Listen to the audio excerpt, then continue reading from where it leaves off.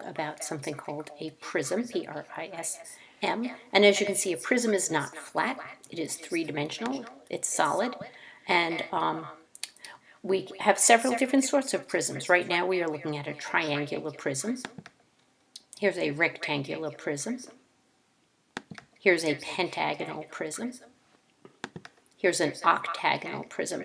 And one thing that you will notice about a prism is that it has all of these sides.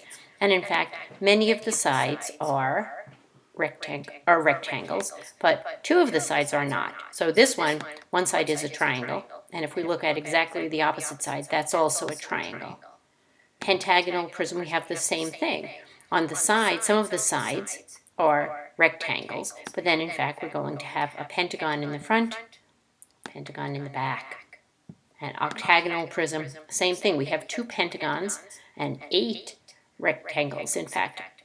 And the sides of the prism we in fact are going to call a face. So here are all the faces. And we will also have something called edges. So for this octagonal prism, what you see in green, those are the edges. So those are always line segments. And we'll also have something called vertices. So vertices are where the edges intersect. One other thing that's kind of fun about prisms is doodling prisms. And I will just doodle a little triangular prism.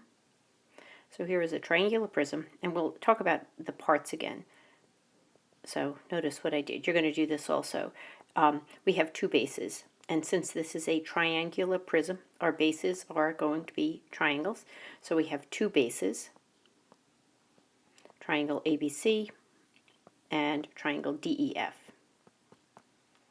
And we also have other faces. We have lateral faces. And the lateral faces are the rectangles. So if I was going to color them in, there's a lateral face, there's a lateral face, and this also in the back is a lateral face. So I have 3 rectangles for my lateral faces. I also have the other 2 faces are my bases. I also have lateral edges, and I'm going to outline my lateral edges. So this is a lateral edge. This is a lateral edge, and this is a lateral edge. So the lateral edges are where the lateral faces intersect, whereas my base edges are where the lateral edges intersect with the base. So my base edges outline my base. And then obviously we have some vertices as well, point A, point C, point B. The other important thing that you need to know is whenever you have a prism, we're going to always talk about the height of the prism. And the height is always the distance between the bases. So in this case, my height is going to be, well, it could be the length of AD, or it could be the length of CF, or it could be the length of BE, or in fact anything that's parallel to those. But the height is generally the length of a lateral edge. And what I'm going to do is give you a little bit of practice. So I'm going to draw another. And let's see, I think I'll draw a hexagonal prism. So there's my base. And I just make my lateral edges there. And I might even put them dotted back here. So something like that.